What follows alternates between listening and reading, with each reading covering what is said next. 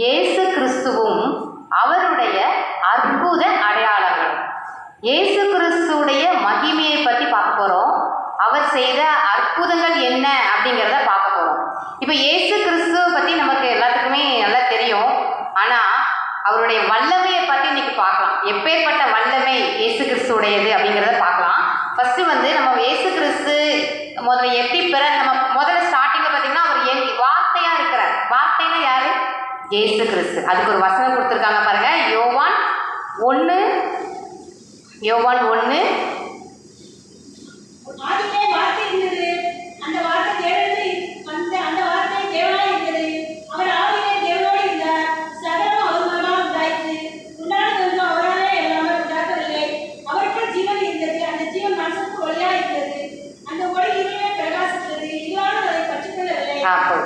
இப்போ பாருங்க, இது ஆதியிலே வார்த்தை இருந்தது. அதுக்குள்ள அர்த்தம் என்னதுன்னா, ஆதினா என்னது?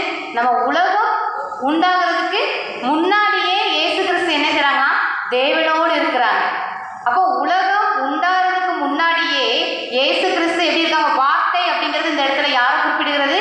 இயேசு கிறிஸ்துவை குறிப்பிடுகிறது. அப்போ தேவனோடு இருந்த இயேசு கிறிஸ்து ஆதியிலே நம்ம நினைச்சிருக்கோம் உலகம் உண்டானோன்னு தான் இயேசு கிறிஸ்து. இல்லை, தேவனோடே உலகம் உண்டாயிருக்க முன்னாடியே தேவனோடு இருந்தவர் இயேசு கிறிஸ்து. ஏன்னா அதுக்கப்புறம் பாருங்க, சகலமும் அவர் மூலமாய் உண்டாயிடுச்சு. அப்படின்னா என்ன அர்த்தம்னா, இயேசு கிறிஸ்து மூலமா தான் என்ன செஞ்சது? உலகமே உண்டாக்கப்பட்டது. அவராலே உண்டான அது என்னன்னு சொல்லியிருக்கிறாங்க பாருங்க, உண்டானதென்றும் அவராலே அல்லாமல் உண்டாகவில்லை. அப்போ இந்த நம்ம உலகத்துல உண்டானது எல்லாமே யாரால் உண்டாக்கப்பட்டது? இயேசு கிறிஸ்துவால் தான் உண்டாக்கப்பட்டது. அப்போ அவருக்கு அப்போ அவர் பிறகு ஸ்டார்டிங்லே, அதாவது ஆதியிலே தேவன் ஆதியிலே என்னன்னா வார்த்தை இருந்தது. அந்த வார்த்தை எங்க இருந்தது? தேவனோடு இருந்தது. தேவனோடு இருந்தது. அப்போ இப்போ எதுக்காக சொல்றோம் அப்படின்னா, உலகம் இயேசு கிறிஸ்துவால் உண்டாக்கப்பட்டதுன்னா அவருக்கு எவ்வளவு வல்லமை இருந்திருக்கும் பாருங்க. தேவன் எவ்வளோ ஒரு வல்லமை கொடுத்துருந்தாங்கன்னா உலகம் அவராலே உண்டாக்கப்பட்டது. அப்போ சர்வ வல்லமையுள்ள ராஜாதி ராஜா இயேசு கிறிஸ்து நாம் ராஜாதி ராஜா. அப்ப சர்வ வல்லமை உள்ளவர் தான் யாரு? இயேசு கிறிஸ்து. எது மூலமா? அந்த வசனத்து மூலமா பார்க்கும்போது அவர் ராஜாதி ராஜா, இந்த உலகத்தை படைத்தார் அப்படிங்கறத நம்ம இந்த வசனத்துல கொடுத்திருக்காங்க. இன்னொரு வசனம் இந்த வேதத்துல சொல்லுறது பாருங்க, அவருக்குள் ஜீவன் இருந்தது, அந்த ஜீவன் மனுஷருக்கு ஒளியா இருந்தது. அப்போ ஜீவன் அப்படின்னா இயேசு கிறிஸ்துக்குள்ள என்ன இருந்தது? வசனம். அப்ப நமக்குள் வசனம் இருந்ததுன்னா நம்மளுடைய வாழ்க்கை எப்படி இருக்கும்? ஒளி. அந்த வசனம் நம்மளுக்கு எப்படி இருக்கும்? ஒளியா இருக்கும். நமக்கு போக வேண்டிய வழியை நம்மளுக்கு நேர்த்தியா என்ன செய்யும்? அந்த வசனம் நம்மளுக்கு போதித்து நடத்தும்.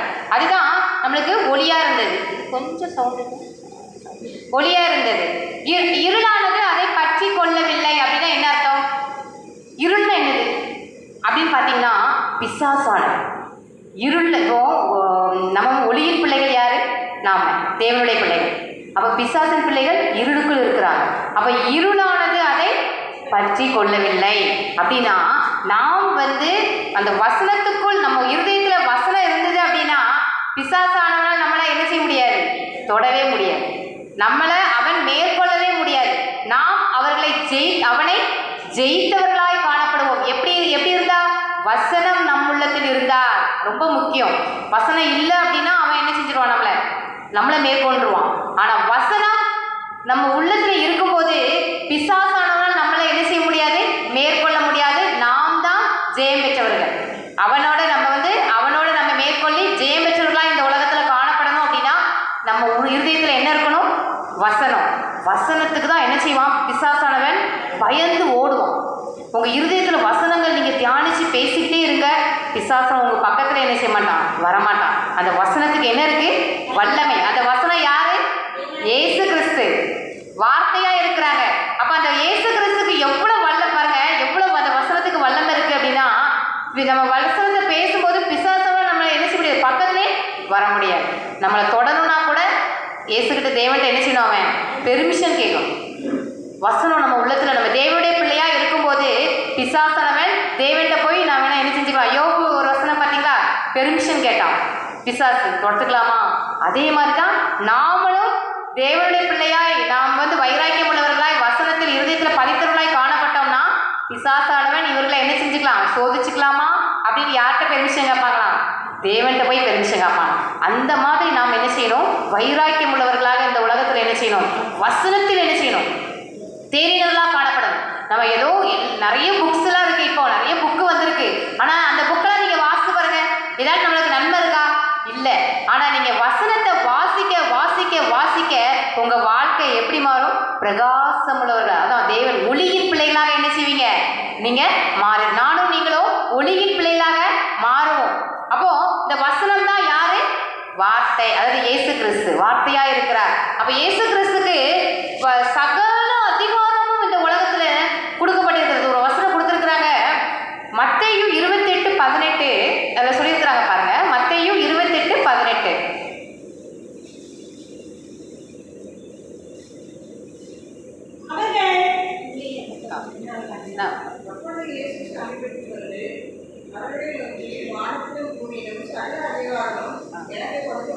இங்க பாருங்க, இந்த வசனத்துல வானத்திலும் பூமியிலும் சகல அதிகாரமும் இயேசு கிறிஸ்துக்கு கொடுக்கப்பட்டிருக்கிறது. அப்ப இயேசு கிறிஸ்து வானத்தின் கீழும் பூமிக்கு மேலும் சகல அதிகாரமும் யார் கையில இருக்கு? இயேசு கிறிஸ்து கையில இருக்கிறது. அப்ப இயேசு கிறிஸ்து எவ்வளவு வல்லமை உள்ளவர் அப்படிங்கறத நம்ம இந்த இடத்துல பார்க்கிறோம். அப்போ இதெல்லாம் பிதாவாகிய தேவன் என்ன செஞ்சிருக்கிறாங்க? இயேசு கிறிஸ்து கொடுத்திருக்கிறாங்க. ஏன்னா பிதாவினுடைய தேவனுடைய குமாரன்.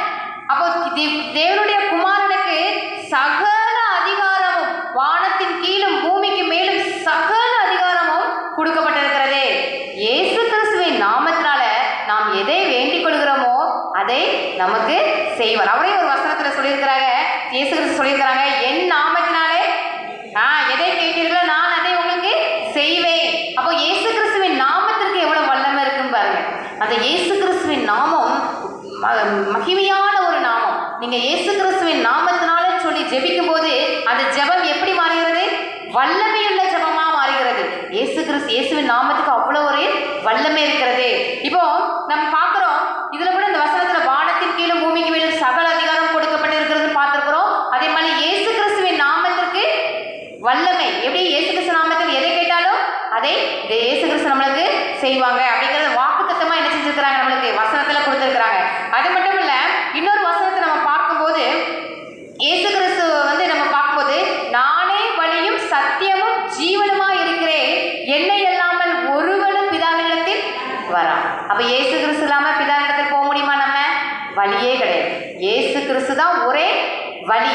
எதுக்குன்னா பிதாவினிடத்தில் நம்ம போகணும், இந்த பரலோகத்தில் நித்திய ஜீவனை நாம் பெற்றுக்கொள்ளணும் அப்படின்னா, நாம் பிதாவோடு வாழணும் அப்படின்னா யார் மூலமா தான் போக முடியும்? இயேசு கிறிஸ்து மூலமா தான் போக முடியும். அதுதான் தெளிவா இந்த வசனத்துல சொல்லியிருக்கிறாங்க, நானே வழியும் சத்தியமும் ஜீவனுமா இருக்கிறேன், என்னை இல்லாமல் ஒருவனும் பிதாவினிடத்தில் வரான். அப்ப இயேசு கிறிஸ்துவை நாம் என்ன செய்யணும்?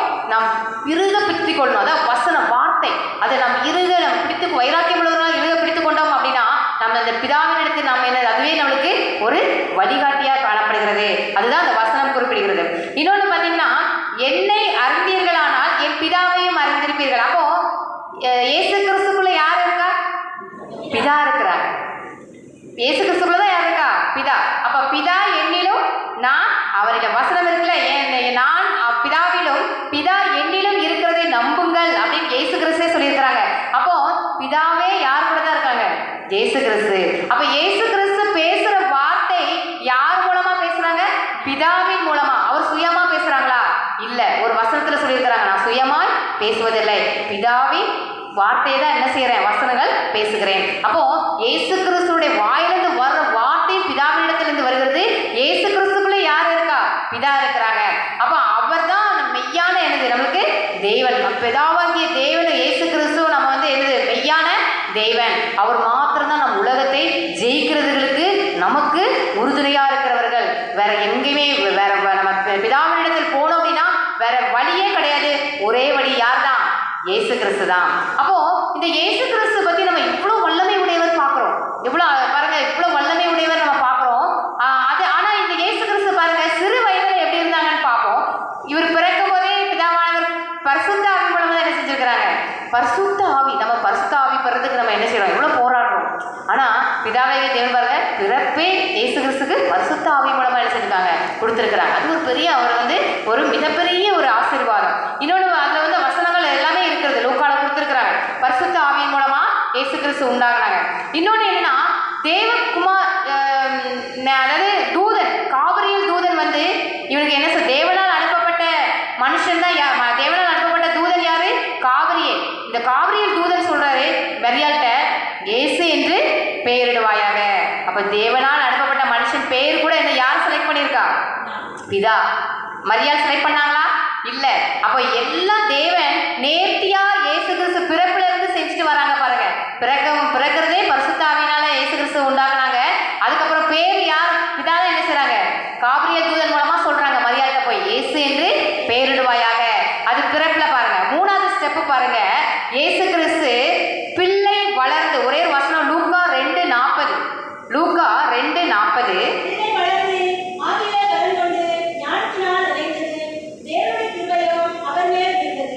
பிள்ளை வளர்ந்து ஆவியிலே பலன் கொண்டு ஞானத்தினால் நிறைந்தது, தேவனுடைய கிருபையும் அவர் மேல் இருந்தது. பாருங்க, சின்ன பிள்ளை வளரும் போதே எப்படி எதுல பலன் கொண்டிருக்கான், ஆவியில. ஆவியில என்னது, பிதாவின் பரிசுத்த ஆவியில. பாருங்க, அப்ப பரிசுத்த ஆவியிலே பலன் கொண்ட ஒரு பிள்ளை எப்படி இருக்கும், எப்படி இருக்கும், பலனும் இருக்கும், உலக காரியத்திலையும் பலன் உள்ளவங்களா இருக்கும், தேவனுடைய காரியத்திலையும் எப்படி இருப்பாங்க, ஆண்டவருக்குள்ள மிகவும் எப்படி இருப்பாங்க, ஒரு விசுவாசம் உள்ளவர்களாக தேவனுடைய காரியத்துல மென்மேலும் வளர்ந்து கொண்டே இருப்பாங்க. ஆவியை நாமும் இந்த வசனத்தை பிரகாரம் பார்க்கும்போது நாமும் இப்போ இருக்கும்போது ஆவியிலே பலன் கொள்ளுகிறவர்களா இருக்கும். அது எப்படி ஆவியிலே பலன் கொள்ள முடியும், ஆவியிலே பலன் கொள்ளலாமா? ஏன்னா நம்மளுக்கு ஆவியிலே நாம் பலன் கொள்ளும் போது நம்மளுக்கு கிடைக்கக்கூடிய ஆசீர்வாதம் ஏராளம். இந்த பரிசுத்த ஆவியானவர் நம் உள்ளத்தில், பரிசுத்த ஆவியினால் நான் நிரப்பப்பட்டு, பரிசுத்த ஆவியினால் அதாவது பரிசுத்த ஆவியினாருடைய வல்லமையினால் நிரப்பப்பட்டு நடத்தப்பட்டோம் அப்படின்னா அந்த வாழ்க்கை எப்படி இருக்கும், இனிமையா இருக்கும். அதாவது ஆபத்து ஏதாட்டும் வந்ததுன்னா அவர் என்ன செய்வார், போதித்து நடத்துவார். நம்ம சண்டே கூட பார்த்தோம் பரிசுத்த ஆவியை பத்தி. தேவனுடைய ஆவி, பரிசுத்த ஆவினா என்னது, தேவனுடைய ஆவி. அப்ப தேவனுடைய ஆவியே நம்ம கூட இருக்கும்போது எது குறித்து நம்ம கலக்கம் அடையலாமா? தேவனுடைய ஆவி அது வந்து சாதாரண ஒரு இது கிடையாது. அந்த தேவனுடைய ஆவி நம்மளை வழி இந்த உலகத்துல நடத்தும். பாருங்க, நம்ம அந்த அனுபவத்துக்குள்ள கண்டிப்பா வரணும். தேவனுடைய ஆவியை எல்லாரும் பெற்றுக்கொள்ளணும். அதை பெற்றுக்கொண்டு நம்ம அந்த உலகத்துல வாழும்போது அதுல கிடைக்கக்கூடிய ஆசீர்வாதமே நம்ம அந்த அனுபவபூர்வமா போகும்போது தான் தெரியும். தேவனுடைய ஆவி பெற்றவர்கள் உலகத்துல வாழும்போது வித்தியாசமா இருப்பாங்க. எதை குறித்து கவலைப்பட மாட்டாங்க. பிரச்சனை வரும், போராட்டம் வரும், அவங்க சிந்தனையில என்ன இருக்குன்னா கணக்கோ கவலை துன்பம் அதெல்லாம் அப்படியே அமிழ்ந்துட மாட்டாங்க. அதுலேயும் வைராக்கியம் உள்ளவர்களாக எழுந்து தேவனுக்காக நிற்பாங்க. இதுதான் இது தேவனுடைய ஆவியை பெற்றவர்கள். அப்போ இதே மாதிரி நம்ம விசேஷித்தவர்களாக மாறணும் அப்படின்னா நாமும் என்ன செய்யணும், அந்த தேவனுடைய ஆவியை பெற்றுக்கொள்ள வேண்டும். அது ரொம்ப ரொம்ப முக்கியம். இயேசு கிறிஸ்து இந்த இடத்துல பாருங்க, ஆவியிலே பலன் கொண்டு ஞானத்தினால் நிறைந்தார். ஞானம்னா யாருடைய ஞானம், தேவனுடைய ஞானம். அப்ப தேவனுடைய ஞானம் எவ்வளவு விசேஷித்தமானதுன்னு பாருங்க. தேவனுடைய ஞானம் எவ்வளவு விசேஷித்தமானது அப்படிங்கறத ஒரு இயேசு கிறிஸ்துவோடைய சிறு வயதுல பாருங்க ஒரு எடுத்துக்காட்டு. இயேசு கிறிஸ்து 12 வயசா இருக்கும்போது ஒரு பஸ்கா பண்டிகை நடந்தது. எந்த இடத்துல அப்படின்னா எருசலேம்ல வந்து பஸ்கா பண்டிகை நடந்தது. அப்ப இயேசு கிறிஸ்து கூட்டு போனாங்க. மரியாளும் யோசேப்பும் கூட்டிட்டு போகும்போது அங்க என்ன செஞ்சுட்டாங்க, அந்த எருசலேம்ல இயேசு கிறிஸ்து என்ன செஞ்சுட்டாங்க, இருந்துட்டாங்க. என்ன செய்யல, திரும்பி மரியாள் கூட யோசேப்பு கூட திருப்பி வீட்டுக்கு போல. மரியாள் 2 பேரும் தேடி பார்த்துட்டு ஐயோ இயேசு கிறிஸ்து காணும்னு சொல்லிட்டு திருப்பி என்ன செஞ்சுட்டாங்க, எருசலேமுக்கு வந்து தேடுறாங்க. அங்க யாரு இருக்கா, எருசலேம்ல இயேசு கிறிஸ்து உட்கார்ந்துட்டு இருக்காங்க. எங்க இருந்தாங்க தெரியுமா, தேவாலயத்தில். அப்போ இந்த ஆவியிலே பலன் கொண்ட பிள்ளை எங்க இருக்கும், தேவாலயத்தில். அப்ப இந்த தேவ ஆவியினால் நிரப்பப்பட்ட ஜனம் சினிமா தியேட்டர் அல்லது நம்ம ஒரு 4-5 பேர் கூடி பேசுற இடம் இல்லைன்னா புறங்கூடுற இடம் இதுல உட்கார்ந்துருப்பாங்களா? தேவ ஆவியினால் நிரப்பப்பட்டவர்கள் எப்படி இருப்பாங்க, தேவனுடைய காரியத்தை சிந்தனை ஃபுல்லா எதுதான் சிந்தித்துக் கொண்டிருப்பாங்க, தேவனுடைய காரியத்தை. அவங்களுடைய எண்ணங்கள் முழுவதுமாக தேவனுடைய சிந்தனையாகவே என்ன செய்யும், மாறிடும். தேவன் ஆவியினால் நிரப்பப்பட்டவர்கள் இப்படிதான் விசேஷமானவர்களா இருப்பார்கள். நாமும் அப்படிதான் என்ன செய்யணும், நம்முடைய ஜீவி காலத்திலையும் இந்த ஆவி, தேவனுடைய ஆவியை பெற்றுக்கொண்டு தேவனுடைய சிந்தை உள்ளவர்களாக மாற வேண்டும். ஏதோ ஒரு புறங்கூறுதலோ அடுத்த உலகத்துல காரியங்களை பற்றி சிந்தித்து துக்கப்பட்டு துன்பப்பட்டு அதிலேயே நம்முடைய நேரத்தையும் காலத்தையும் வீணடித்தவர்களாக நாம் காணப்படக்கூடாது.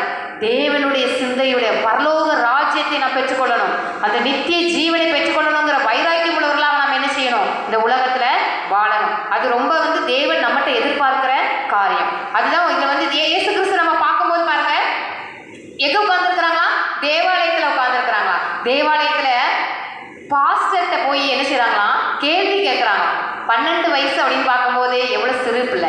நம்மளே நினச்சிப்போம், நம்ம 12 வயசில் பாஸ்டர் போதகம் பண்ணும்போது இது எப்படி, இது இப்படி, அது தப்பாக இருக்குது, இது ரைட்டாக இருக்குது, இதுக்கு ஆன்சர் என்ன, இதுக்கு பதில் என்ன, இதுக்கு எப்படி இது வரும் அப்படின்னு நம்ம கேள்வி கேட்க நம்மளுக்கு தெரியுமா?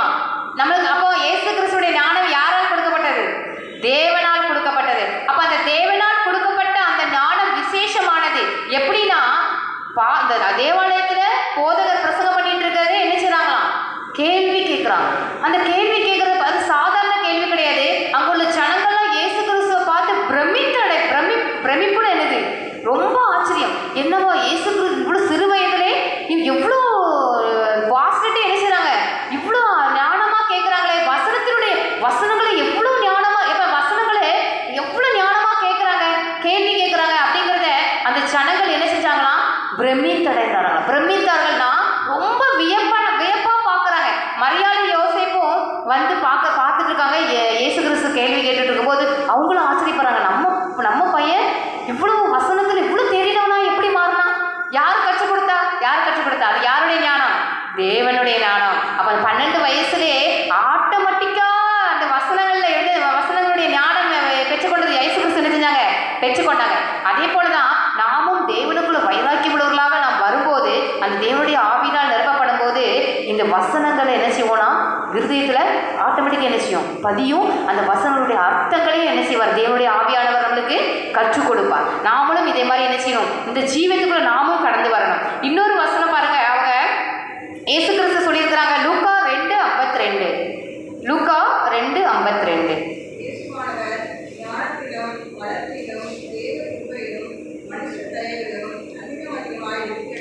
இங்க பாருங்க, இயேசு கிறிஸ்து என்ன பாருங்க, ஒன்று ஞானம், இன்னொன்று வளர்த்தியிலும், தேவ கிருபையிலும், மனுஷ தயவிலும் அதிகமாய், ரொம்ப அதிகம் விருத்தி அடைந்தாலும் போட்டிருக்காங்க. அப்போ இதுல நம்ம ஏற்கனவே பார்த்தோம், தேவனுடைய கிருபை எப்பவுமே யார் கூட இருந்தது? இயேசு கிறிஸ்து வளர்ந்துட்டு இருக்கும் போதே, அவங்க பிள்ளையா இருக்கும் போதே தேவனுடைய கிருபையினால் இயேசு கிறிஸ்து நிரப்பப்பட்டாங்கிறது நம்ம வசனம் பார்க்கிறோம். அப்ப இயேசு கிறிஸ்து தேவனுடைய ஞானத்தினால் மட்டுமல்ல, எங்க போனாலும் மனுஷர்கள் கண்களில் என்ன கிடைக்குமா? தயவு கிடைக்குமா? அதாவது வாங்க இருங்க எல்லாரும் அன்பா இருப்பாங்களா? அது எப்படி? நம்ம போனா எல்லா இடத்துலயும் அன்பா இருப்பாங்களா அப்படின்னா கேள்விக்குறிதான். ஆனா இயேசு கிறிஸ்து போனா என்ன செய்வாங்களாம்? அன்பா இருக்கிற. அதுக்கு என்ன அர்த்தம்னா, மனுஷன் தயவுனா என்ன அர்த்தம்? அவங்க என்ன செய்யறாங்க? அவங்கள சிநேகிக்கிறாங்க. அது யாரால் உண்டானது? தேவனால் உண்டானது. அப்போ இவ்வளவு விசேஷித்தவர் தான் யாரு? இயேசு கிறிஸ்து. இயேசு கிறிஸ்து எவ்வளவு விசேஷித்தவர்னு பாருங்க. தேவன் அவர் பிறந்ததிலிருந்து என்ன செய்றாரு? ஒவ்வொரு இதுலயும் என்ன செய்றாரு? கவனமா என்ன செய்றாங்க? ஆவிக்குள்ள வாழ்க்கையில அப்படின்னா தேவனுக்குள்ள காரியத்துல அவர் என்ன செய்றாங்க? நேர்த்தியாய் வளர்க்குறாங்க. இதுதான் நம்ம பார்க்கிறோம். சிறு பிள்ளையிலிருந்தே அவங்க தேவனுடைய ஆசீர்வாதம் எப்படி அவங்களுக்கு கிடைச்சிருக்கு இயேசு கிறிஸ்துக்கு அப்படிங்கிறத நம்ம பார்க்கிறோம். அப்போ பூமிக்கு வர்றதுக்கு முன்னாடியே இயேசு கிறிஸ்துக்கு சகல அதிகாரமும் கொடுக்கப்பட்டிருக்கிறது. அவர் தான் என்ன செஞ்சார்? அவர் மூலமாய் உண்டாக்கப்பட்டது. அவர் வந்த பிறகும் தேவன் என்ன செய்யல? அவரை உடல என்ன பண்ணாரு? அழக பரிசுத்த அவருடைய ஆவினால் நிரப்பி, ஞானத்தினால் நிரப்பி அழக என்ன செஞ்சாங்க? தேவனுடைய காரியத்துல பலனுள்ளவர்களா என்ன செஞ்சார்? இயேசு கிறிஸ்துவ தேவன் மாற்றினாங்க. இதெல்லாம் நம்ம பார்க்கும்போது நாமும் இதை நம்ம ஒப்பிட்டு பார்க்கணும். தேவன் நம்மளுடைய வாழ்க்கையில இப்படி செய்வாங்களா? செய்வாங்க. ஏன்னா தேவன் நம்மளை விரும்புறது என்ன அப்படின்னா, அவங்க ஏதோ பணம் தேவையோ பதவி பட்டவங்களுக்காக தேவன் நம்ம ப்ரேயர் பண்ணி பெற்றுக்கொள்ளணும் அப்படிங்கிறது தேவன் விரும்பலை. தேவன் விரும்புறது என்ன தெரியுமா? அவருடைய அன்புக்காக வர்ற பிள்ளை. அவங்க தேவன் எதிர்பார்க்கிறது என்னுடைய அன்பை தேடி வர்ற பிள்ளைகள் யாரு? இதுதான் தேவன் எதிர்பார்க்கிறாங்க. நாம் அந்த இடத்துல காணப்படுகிறோமா? யோசித்து பார்ப்போம். நாம் ஏதோ ஒரு தேவைக்காக மட்டும் ஆலயத்துக்கு நானும் நீங்களும் தேவனிடத்தில் வர்றது ஏதோ நன்மையை மட்டும் பெற்றுக்கொள்வதற்காக வர்றோமா, அல்லது உண்மையான அன்போடு வர்றாங்களா அப்படிங்கிற தேவன் நம்மளை பார்த்துட்டு இருக்காங்க. அப்போ யாருதான் அவருக்கு ரொம்ப பிடிக்கும்? உள்ளத்திலிருந்து அன்போடு வருவாங்கல்ல. என் தேவாதி தேவனை நான் ஆராதிக்க போறேன், என் தேவாதி தேவனுடைய வசனங்களை நான் கேட்டு ருசி பார்க்க போறேன், அவருடைய நன்மைகளை பெற்றுக்கொள்வதற்கு அவருடைய ஆவிக்குள்ள வாழ்க்கையில இன்னும் அதிகமாக என் தேவாதி தேவனுடைய வாழ்க்கை வளர எனக்கு உதவி செய்வாங்கங்கிற விசுவாசம் நம்ம வரோம். நம்ம அந்த ஜீவியத்தில் காணப்படுறதுதான் தேவன் என்ன செய்றாங்க? நம்மளை பிரியப்படுறாங்க. அப்போ ஏதோ தேவைக்காக வர்றது தேவன் என்ன செய்யறது இல்லை, விரும்புறது இல்லை.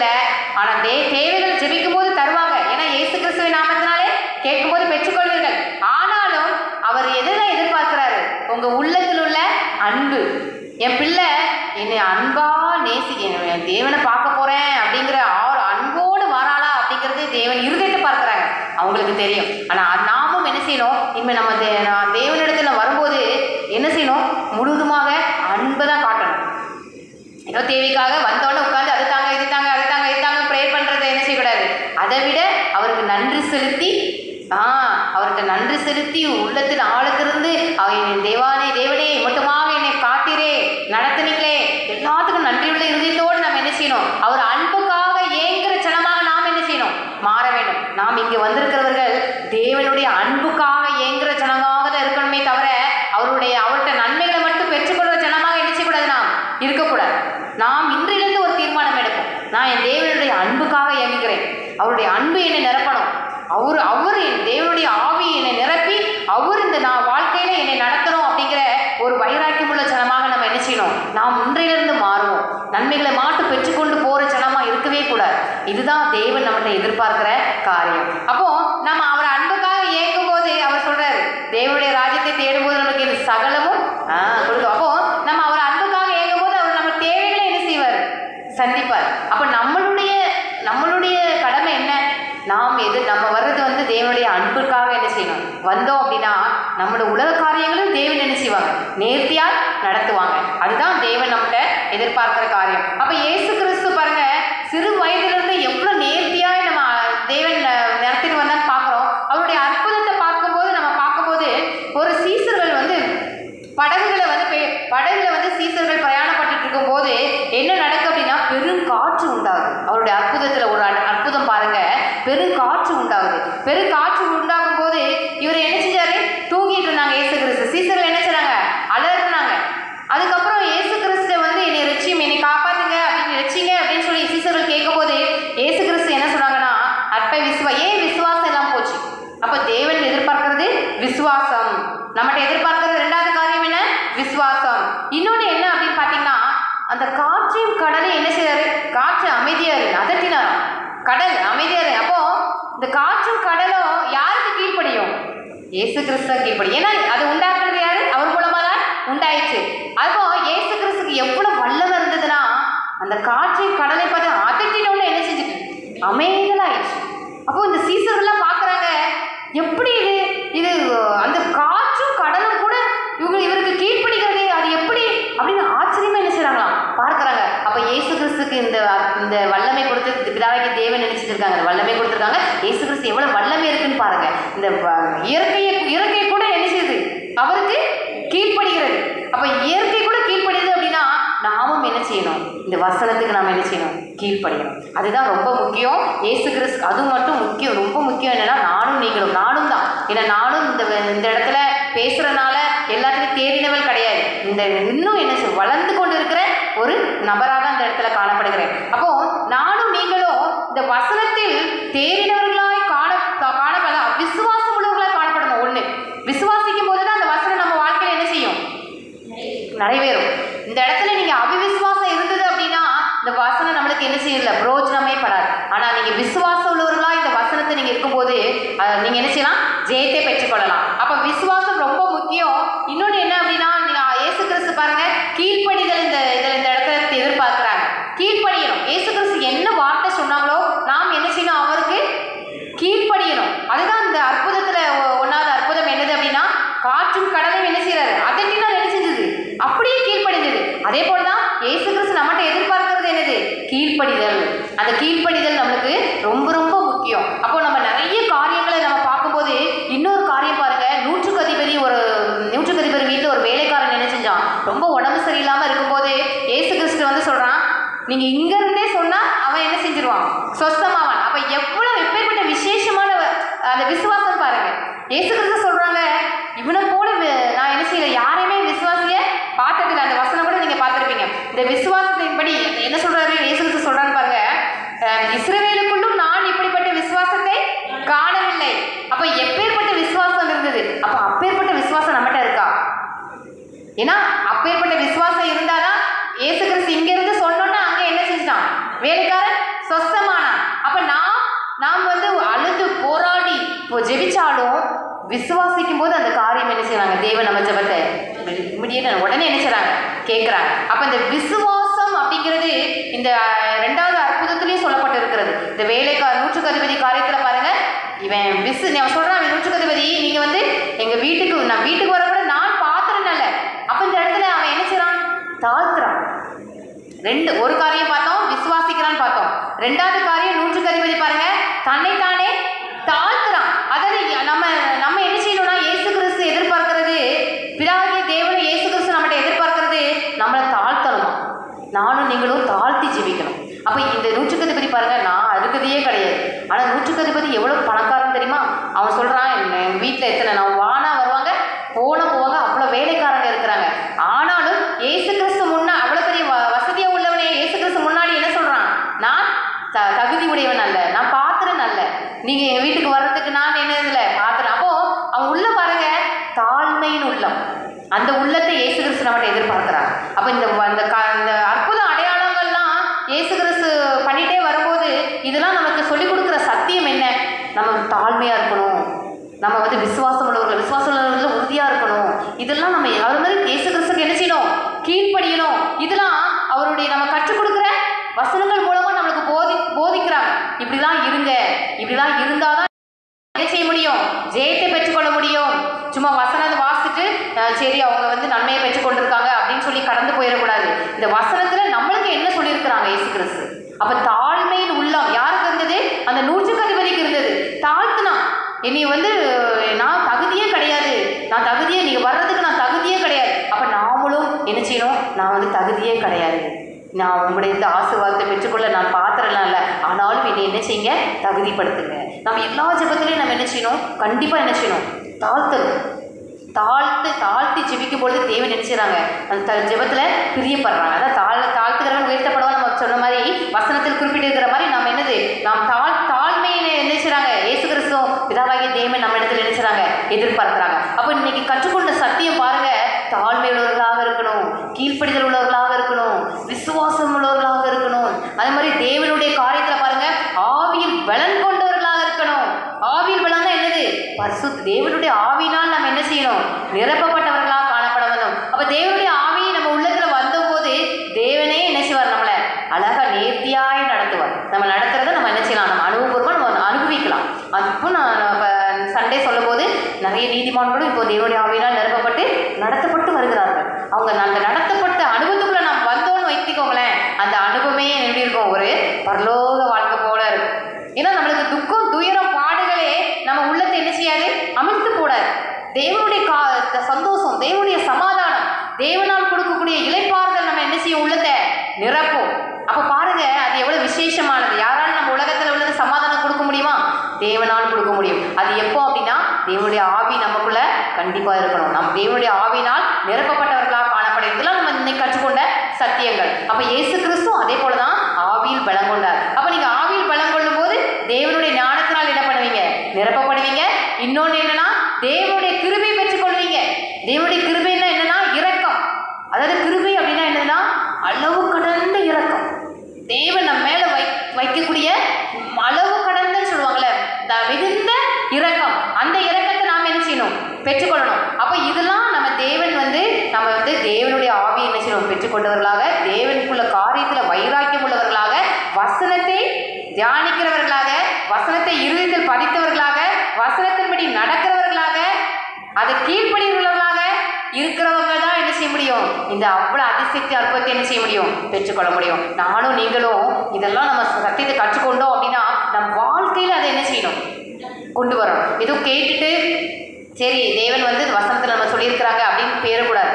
இந்த வாழ்க்கையில் நம்ம இன்னையிலேருந்து என்ன இந்த வாழ்க்கையில் இத்தனை சத்தியம் இருக்குது, நம்ம என்னெல்லாம் நம்ம கடைபிடிக்க நம்ம போகிறோம் அப்படிங்கிறத நம்ம சிந்தனையில் என்ன செய்யணும்? தியானித்து கொண்டே இருக்கணும். அதற்கு நாம் சுயபலத்தினால் என்ன செய்ய முடியாது? பண்ண முடியாது. அப்போ தேவனுடைய ஞானத்தை என்ன செய்யணும்? கேட்கணும். தேவனுடைய பலத்தை கேட்கணும். அவருடைய இயேசு கிறிஸ்து நாமத்தினால நாம் ஜெபிக்கணும். தேவனுடைய ஆவியை பெற்றுக்கொள்வதற்காகவும் இந்த நன்மைகளை பெற்றுக்கொள்வதற்காகவும் இயேசு கிறிஸ்துவிட்ட நாம் ஜெபிக்கணும். பணம் பதவிக்காக இல்லை. தேவனுடைய ஆசீர்வாதம் எவ்வளோ இருக்குது பார்த்தீங்களா? தேவனுடைய ஆசீர்வாதம் மிகப்பெரியது. இன்னும் நம்ம வசனத்தில் பார்க்கும்போது அவருடைய ஆசீர்வாதம், அவருடைய நடத்துதலை பார்த்தீங்கன்னா விசேஷமாக இருக்கும். ஏன் அப்போ இவ்வளோ அழகாக ஆச்சரியமாக நடத்துவாங்களா? ஒரு போன வாரத்தில் சொப்பனம் பற்றி சொல்லியிருந்தேன். ஆமாம், 2 மூணு வரலன்னு நினைக்கிறேன். தேவன் நம்மளுக்கு வரக்கூடிய ஆபத்தை சொப்பனம் மூலமாக என்ன செஞ்சிருவாங்க? வெளிப்படுத்துவாங்க. அது ஒரு வரம். தரிசனம் மூலமாக வெளிப்படுத்துவாங்க. அப்போ என் பிள்ளை இந்த மாதிரி ஆபத்து வாழ்க்கையில வருது அப்படின்னா அதை முன்கூட்டியே நம்மளுக்கு யாரும் தெரியப்படுத்துவாங்களா? யாருக்காவது தெரியுமா? இது எவ்வளவு பெரிய விசேஷமான ஒரு ஆசீர்வாதம். இது தேவன் நம்மளுக்கு தர்றாங்க. ஆனா எப்படி இருக்கணும்? நம்ம இந்த இதுக்கெல்லாம் கீழ்ப்படிந்தவர்களாக இருக்கணும். வசனத்துக்கு கீழ்ப்படிந்தவர்களாக இருக்கணும். அந்த பரிசுத்த ஆவியை நாம் பெற்றுக்கொண்டவர்களாக இருக்கணும். அப்படி இருக்கும்போது தான் இந்த விசேஷமான ஆசீர்வாதத்தை நாம் என்ன செய்யலாம்? பெற்றுக்கொள்ளலாம். அப்போ இந்த ஆபத்திலிருந்து நாம் தப்பிச்சுக்கொள்ளலாம். ஏன்னா நமக்கு அழகாக சொப்பனம் மூலமாக தரிசனம் மூலமாக வெளிப்படுத்தும் போது தேவன் நம்மளை உணர்த்துவாங்க. சில இடத்துல உணர்த்தும் போது நம்ம என்ன செஞ்சிடலாம்? இதே மாதிரி தேவன் எனக்கு வெளிப்படுத்தி உணர்த்திருக்காங்க, நாம் என்ன செய்யணும்? இந்த காரியத்தில் கவனமாக இருக்கணும் அப்படிங்கிறத நமக்கு முன்கூட்டியே என்ன செய்வாங்களாம்? அறிவுறுத்துவாங்க. இதுதான் தேவனுடைய அனுபவத்துக்குள்ளே வரணுங்கிறது. இந்த அனுபவத்துக்குள்ளே வரும்போது தான் நம்ம இதெல்லாம் பெற்றுக்கொள்ளணும். இந்த அனுபவத்துக்குள்ள கண்டிப்பாக நாம் வந்து இந்த உலகத்தை ஜெயிக்கிறவர்களாக என்ன செய்யணும்? காணப்படணும். இந்த பரிசுத்த ஆவியை நம்ம பெற்றுக்கொள்ளலை அப்படின்னா பிசாசான ஈஸியாக என்ன செஞ்சிருவான்? நம்மளை மேற்கொண்டுருவான். அப்போ அந்த பிசாசானவன்றது நம்ம ஜெயிக்கணும்னா இந்த பரிசுத்த ஆவி கண்டிப்பாக நம்மளுக்கு ரொம்ப ரொம்ப முக்கியம். அப்போ இதில் இன்னொன்று நம்ம பார்க்கும்போது இப்போ ஃபைனலாக பார்க்கும்போது இயேசு கிறிஸ்துவோடைய ஆசீர்வாதம் பார்த்தீங்கன்னா கடலில் என்ன செஞ்சாங்க? நடந்தாங்க. நிறைய ஆசீர்வாதம் இருக்குது. கடலில் நடக்க முடியுமா? கடலில் நடந்தாங்கன்னு பார்க்குறோம். இன்னொன்று ஆசீர்வாதம் பார்த்தீங்கன்னா ஒரு பிசாசு, அதாவது அநேக பிசாசுகள் இருந்துச்சு. அநேக பிசாசுகளை வந்து இயேசு கிறிஸ்து அதட்டினார். என்ன செஞ்சுட்டு? அது பேர் லேகியம். அநேக பிசாசுகள் பேர் லேகியம். ஒரு மனுஷனுக்கு பிடிச்சிருந்துச்சு. அவன் என்ன செஞ்சான்? சங்கிலியால் கட்டி வச்சுருந்தாங்க. அவனால் ஊர் ஜனங்கள் என்ன செஞ்சாங்க? அவனே விரட்டி ஓடிட்டான். சங்கிலியால் அறுத்துட்டு என்ன செஞ்சான்? ஓடி கல்லறைகள்லாம் என்ன செஞ்சிருந்தான்? தங்கியிருந்தான். அந்த லேகியம் பிடிச்ச அந்த பிசாசு பிடிச்சிருந்த அந்த மனுஷனை என்ன செஞ்சார்? இயேசு கிறிஸ்து விடுதலை பண்ணினார். எப்படின்னா அந்த பிசாசை அதட்டினான். இங்கிருந்து இயேசு கிறிஸ்து வரும்போதே அந்த பிசாசு அங்கிருந்து, ஐயோ தேவனுடைய குமாரனே, அவனுக்கு தெரிந்து பாருங்க, தேவனுடைய குமாரனே எங்களை வேதனைப்படுத்த வந்துட்டீங்களா அப்படின்னு பயப்படுது. திருப்பி இயேசு கிறிஸ்து முன்னாடி விழுந்து எங்களை என்ன செஞ்சிடாதீங்க, பாதாளத்துல தள்ளிடாதீங்க அப்படின்னு இயேசு கிறிஸ்துட்ட என்ன செய்து வேண்டிக் கொள்ளுதுன்னு போட்டிருக்காங்க. அப்போ பிசாசு அப்படி நடுங்கும். இயேசு கிறிஸ்து வந்தா என்ன செய்யும்? அப்படி நடுங்கும், ஓடிடும். அதே போலதான் நாமும் தேவனுடைய பிள்ளைகளா இருக்கும்போது பிசாசு என்ன செய்யும்? நம்மளை கண்டு என்ன செய்யும்? அதுதான் இந்த அற்புதத்தில் உள்ள பாடம். நம்ம கற்றுக்கொண்டு இருக்கிற சத்தியம். இப்போ இயேசு கிறிஸ்து வந்தோடனே எப்படி பிசாசு பயந்து நடுங்கி அவர் முன்னாடி விழுந்து என்ன சொல்லுது? நான் எங்களை பாதாளத்தில் போட்டுறாதீங்க அப்படின்னு வேண்டிக் கொள்ளுதோ, அதே போல நானும் நீங்களும் இந்த இயேசு கிறிஸ்து பிள்ளையா நம்ம தேவனுடைய பிள்ளையா மாறும்போது பிசாசுவான் நினைச்சுவான் அவனுக்கு பயந்து ஓடிடும். அப்போ எவ்வளோ ஆசீர்வாதம் பார்த்தீங்களா? பிசாசனால நம்மளை என்ன செய்ய முடியாது? மேற்கொள்ள முடியாது. அதுதான் ஒளியின் பிள்ளைகளாக இருக்கும்போது இருளானது நம்மளை என்ன செய்வதில்லை? மேற்கொள்வதில்லை. அப்போ எவ்வளோ பெரிய நன்மைகளை நாம் என்ன செய்ய வேண்டும்? இந்த ஜீவிய காலத்தில் பெற்றுக்கொள்ள வேண்டும். அதனால நம்ம இன்னையிலிருந்து ஒரு தீர்மானம் எடுப்போம். இயேசு கிறிஸ்து நாம் மூலமாக நம்ம இயேசு கிறிஸ்து நாமத்தினால நாம் பிதாவினிடத்தில் ஜெபித்து அனைத்து ஆசீர்வாதத்தையும் நாம் பெற்றுக்கொண்ட மகளாக இந்த உலகத்தில் நாம் என்ன செய்வோம்? இன்றையிலிருந்து வாழ்வோம்.